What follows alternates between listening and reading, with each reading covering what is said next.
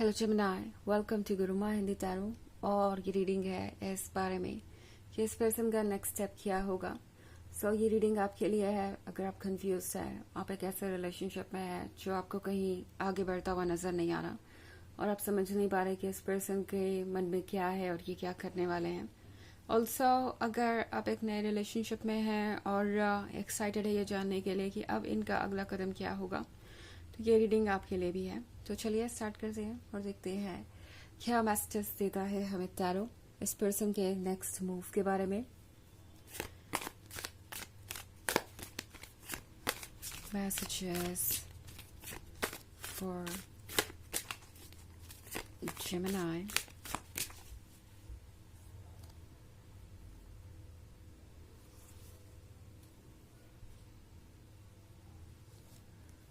Ace of Skulls, Lord of Grails,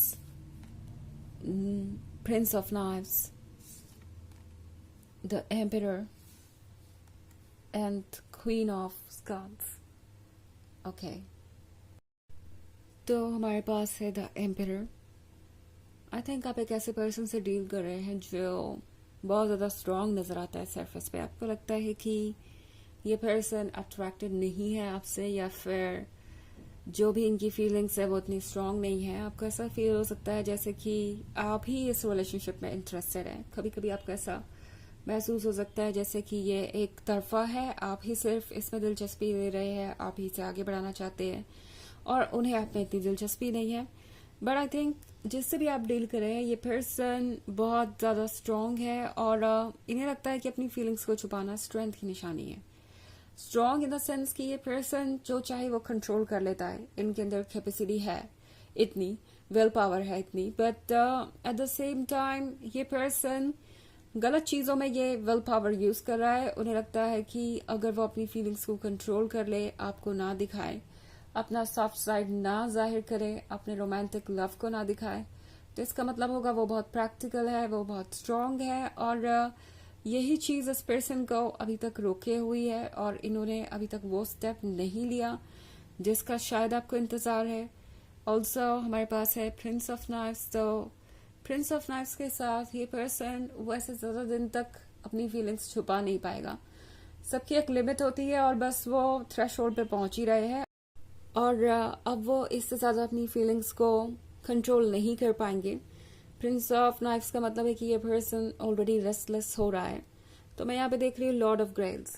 ये person अब अपनी फीलिंग्स को जाहिर करने वाला है और बहुत इंटरेस्टिंग तरीके से। ओके, अगर आप इस कार्ड को केयरफुली देखें तो बैकग्राउंड में ये समंदर है जिसमें बड़ी बड़ी लहरें हैं। तो ये बहुत स्ट्रॉन्ग इमोशंस को दर्शाता है, ऐसे इमोशंस जिनको आप कंट्रोल नहीं कर सकते, ऐसे इमोशंस जिनका आप पे कंट्रोल हो जाता है, ऐसे इमोशंस जो आपसे कहीं ज्यादा स्ट्रांग है। और वही बात ये पर्सन एक्सपीरियंस कर रहा है। ये पर्सन जल्दी ही इन वेव्स के आगे हार मान जाएगा और जल्दी ही आपको ये कप ऑफर करेगा।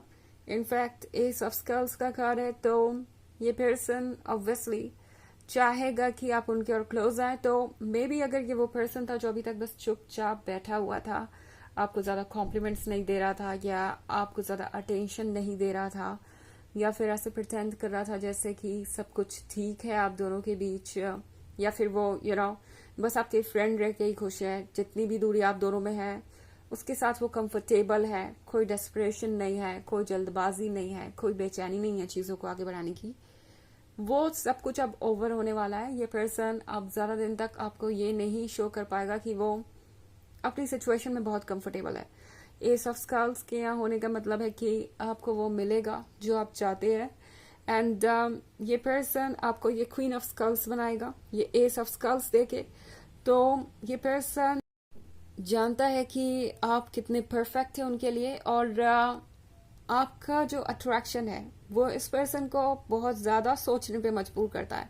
इनफैक्ट द एम्परर जितना ज्यादा सोचता है कि वो आप में दिलचस्पी कम ले, उतना ज्यादा वो आपके बारे में सोचते रहते हैं। जो फीलिंग्स वो नहीं कह पा रहे, जो चीजें वो आपको नहीं बता रहे, वो बॉटल अप हो रही हैं उनके अंदर और इस बारे में वो और ज्यादा सोच रहे हैं। उन्हें अब लग रहा है कि इन फीलिंग्स को वो दबा नहीं सकते और उन्हें एक्सप्रेस करना ही पड़ेगा. सो ये पर्सन ऑब्वियसली आपके तरफ बहुत ज्यादा अट्रैक्टेड है. एंड यस, ये क्वीन ऑफ स्कल्स काफी प्रैक्टिकल है, काफी सदक्टिव है. तो इस पर्सन को पता है कि आप बहुत ज्यादा प्रैक्टिकल भी हो सकते हैं, आप वाइज भी हैं, और आप ऑब्वियसली उन्हें बिना किसी इंटरेस्ट के अप्रोच नहीं करने वाले. लाइक उन्हें आप में इंटरेस्ट होना चाहिए, उन्हें ये शो करना पड़ेगा कि वो आप में इंटरेस्टेड है, अदरवाइज चीज आगे नहीं बढ़ सकती. आप उन लोगों में से नहीं हैं जो बस यूं ही किसी को चेज करे. और ऑब्वियसली ये पर्सन जानता है कि आप वाइज हैं, और कोई भी वाइज पर्सन ऐसा नहीं करेगा.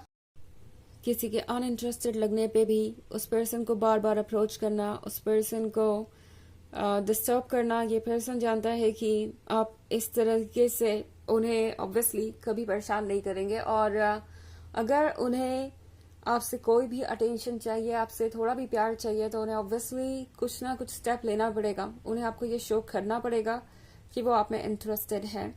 तो यहाँ से ये पर्सन चीजें आगे ले जाने की जरूर कोशिश करेगा.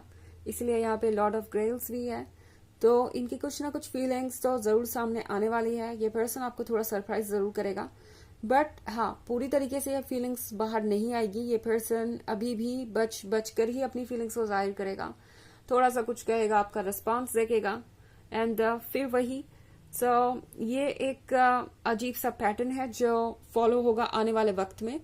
हालांकि ये एक जनरल रीडिंग है, तो ये सबसे रेजोनेट नहीं करेगी. एनर्जी रिवर्स हो सकती है अगर आप क्रॉस वॉचर हैं.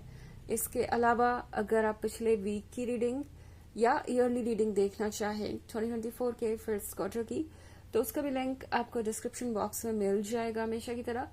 तो चलिए आगे बढ़ते हैं और देखते हैं और क्या मैसेजेस है आपके लिए जेमिनी.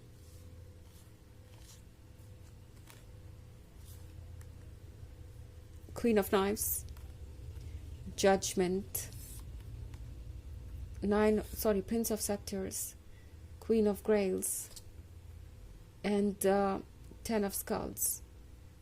Okay. तो Prince of Scepters आपसे फ्लर्ट करने की कोशिश करेंगे और आपको एकदम से इनके अंदर बदलाव नजर आएगा. एक पर्सन जो कि बहुत डिसिप्लिन, बहुत ही सीरियस और बहुत ही अनइंटरेस्टेड नजर आ रहा था, वो आपसे अचानक ही फ्लर्ट करना शुरू कर देगा. और वो भी ठीक आपकी आंखों में देखकर, क्योंकि ये क्वीन ऑफ ग्रेल्स उन्हें बहुत अट्रैक्टिव लग रही है. इस पर्सन को आपका कॉन्फिडेंस, आपका इतना ज्यादा सिक्योर होना, खुद पे इतना भरोसा करना, इस पर्सन को काफी अट्रैक्ट करता है. तो ये पर्सन ऑब्वियसली इन क्वालिटीज को इग्नोर नहीं कर सकता. जजमेंट के कार्ड के साथ ये पर्सन आपको थोड़ा बहुत जज भी करेगा. लाइक आप बहुत क्वीनली एक्ट करते हैं, आपके अंदर बहुत ज्यादा सेल्फ एस्टीम है, या बहुत ज्यादा सेल्फ सेंटर्ड है, आपके अंदर बहुत ज्यादा ईगो है. ये सारी चीजें ये पर्सन इसलिए सोच रहा है क्योंकि वो खुद को आप पे प्रोजेक्ट कर रहे हैं. उनका खुद का बिहेवियर कुछ ऐसा हो सकता है, थोड़े ईगो सेंट्रिक हो सकते हैं, और उस वजह से ये आपको जज कर सकते हैं. बट एनीवेज कोई फर्क नहीं पड़ता, इनका दिल फिर भी इन्हें आपके पास लेके आएगा. हालांकि इस क्वीन ऑफ नाइफ्स से थोड़ा सा डर वो जरूर रहे हैं कि क्या ये क्वीन ऑफ नाइफ्स उन्हें अपने पास आने देगी, क्या ये क्वीन ऑफ नाइफ्स उन पे ट्रस्ट करेगी. ऑल्सो यहाँ पे 10 ऑफ स्कल्स है, तो मुझे ऐसा लगता है कि ये पर्सन कुछ सीरियस बातें आपसे करने वाला है. ये चाहते हैं कि आप दोनों का फ्यूचर साथ हो, तो आपसे फ्लर्ट भी करेंगे और जानना भी चाहेंगे कि आप क्या चाहते हैं और क्या नहीं. और उसके अकॉर्डिंग ये पर्सन आगे के और प्लान्स बनाएगा.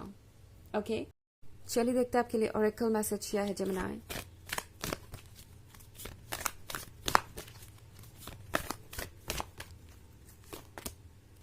Master Jesus, forgiveness. You are on the path of light, love and forgiveness. Father, healing is possible at this time. तो ये कार्ड आपसे कह रहा है कि आप लव की तरफ बढ़ रहे हैं, खुशियों की तरफ बढ़ रहे हैं. इस समय आपको ज्यादा कुछ सोचने की जरूरत नहीं है. अपने आसपास जितने भी लोग हैं उन्हें देखिए, शायद वो लोग आपसे कुछ कहना चाह रहे हैं और आपको गाइड करना चाह रहे हैं. यूनिवर्स आपको बहुत डिफरेंट तरीके से गाइड करेगा. सो इस पॉइंट पे टैरो आपसे कह रहा है कि और कोई भी आपकी प्रायोरिटी नहीं होना चाहिए सिवाय आपके. और आपको इस वक्त अपना और दूसरों दोनों का ही पॉजिटिव साइड देखने की जरूरत है. इसी से आप हील करेंगे, इसी से आप प्रोग्रेस करेंगे. तो यह है रीडिंग इस बारे में कि इनका अगला स्टेप क्या होगा। आई होप आपको अच्छी लगी होगी। Thanks for watching. Till next video, bye.